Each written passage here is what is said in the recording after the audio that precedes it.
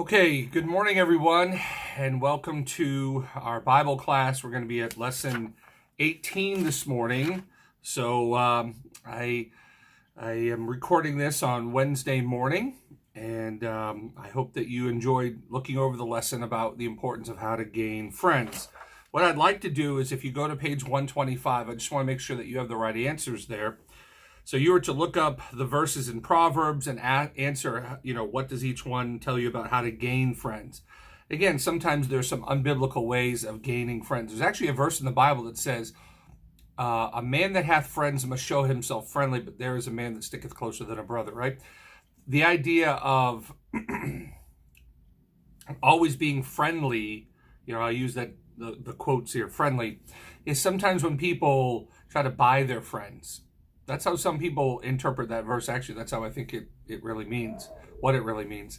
So anyways, the point is that sometimes we can do unbiblical things to get friends. We can kind of try to buy them off. We try to, coerce them into being our friends.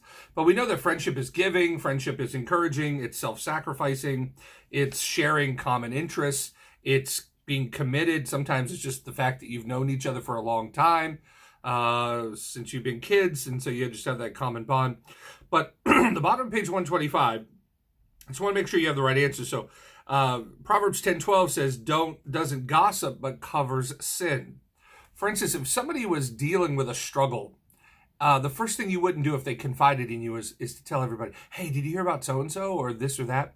You try to help them as much as possible. Now, sometimes it might involve a sinful activity that requires you going to your parents or a teacher or whatever. But the point is that you're looking at it from the perspective of trying to be a help, not a burden. All right. The other one is Proverbs 11:13. You don't gossip, but you conceal, very similar to the previous verse. And then Proverbs 11:27 seeks the will or the good or the well-being of others. That's what makes a good friend. All right. So it's not always about you and what you get out of it. And then Proverbs 16:7, you're right with God.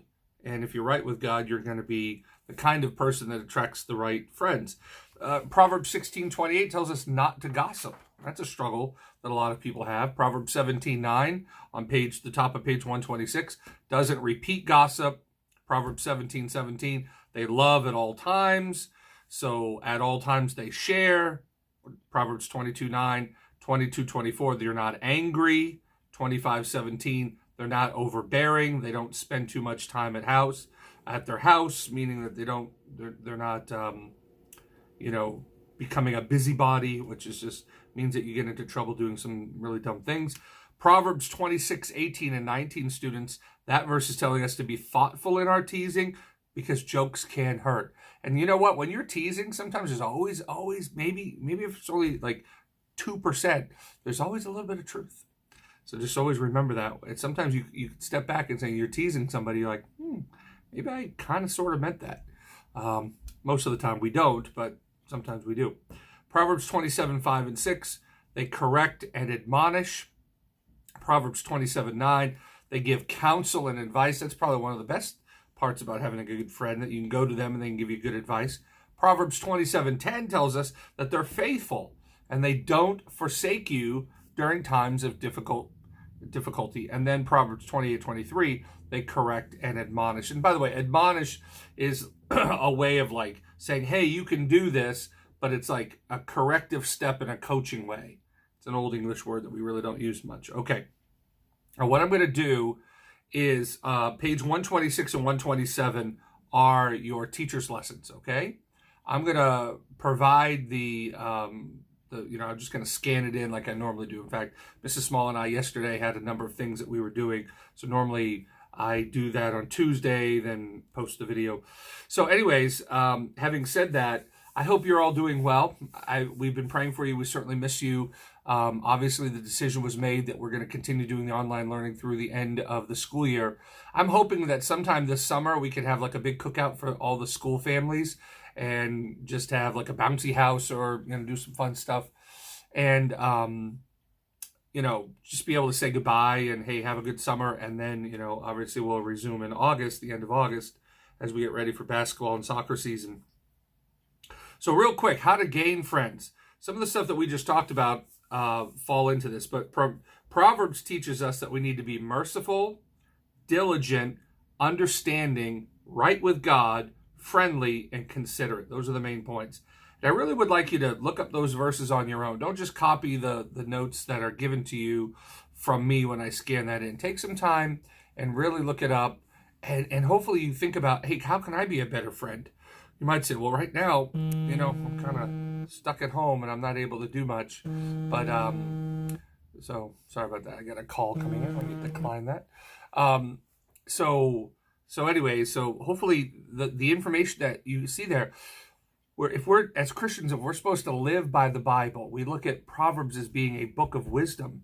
Hopefully it will help us in our understanding of how God has called us to be a good friend. Okay? So, like I said, that's it for the lesson. Go ahead and just on page 126 and 127, fill that stuff in.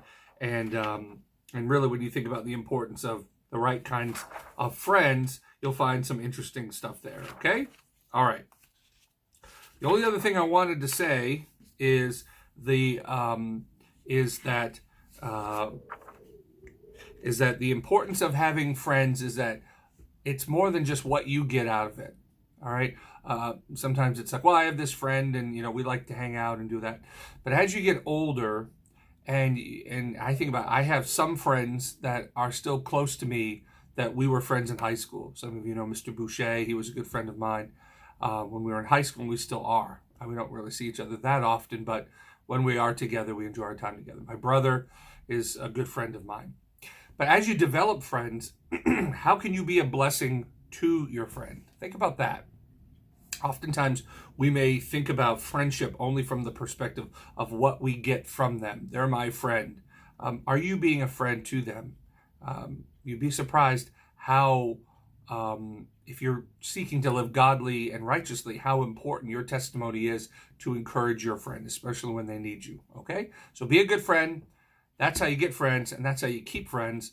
Like I said, I'm going to upload this video, and then I'm also going to include the pages for the teacher's lessons, okay? I really, really sincerely do miss having class as normal. This is just crazy, and we all miss, being together, but we will one day. All right, we're working out some details about fine arts and sports competitions and the awards night, as well as the graduation. Hopefully we can do that sometime in mid-June. Okay? Have a good day. God bless. Bye.